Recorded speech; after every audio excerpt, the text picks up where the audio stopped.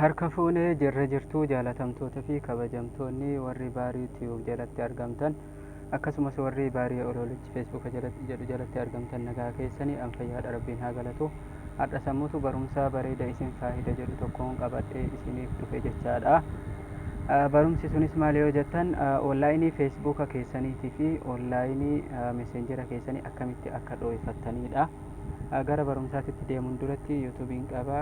Yuutuub kiyya sabiskiraayib naa gootanii yuutuub kiyya ammoo argatuudhaaf yuutuub irranis galtan jechaadha.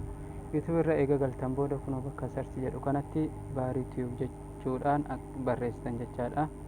Baarii tiyuub kunoo bifa kanaan barreessitanii eegas ammoo sarchi bakka jedhu kana tuqxanii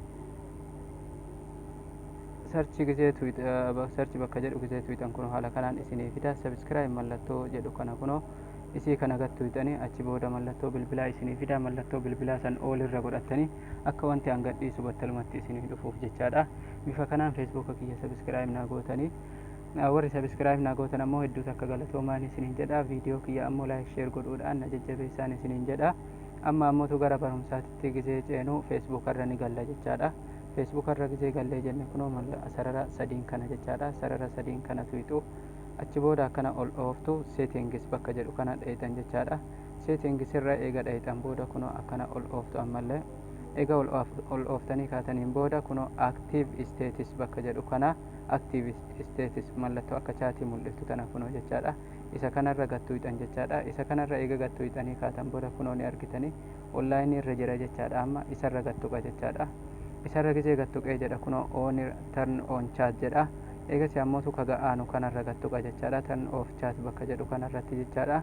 Isa kanarratti gisee gattuqee jedha kunoo already chaatiin kiyya onlaayiniin kiyya badee jira jechaadha. Amma onlaayinii hin garsiisu jechaadha feesbuukni kiyya.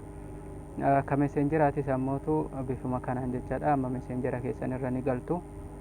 Meseenjera keessanirra eega galtanii kaatan booda kunoo bakka profaayiliin keessan mul'atu jechaadha. Gubbaa kanarratti isa kana tuqxan jechaadha.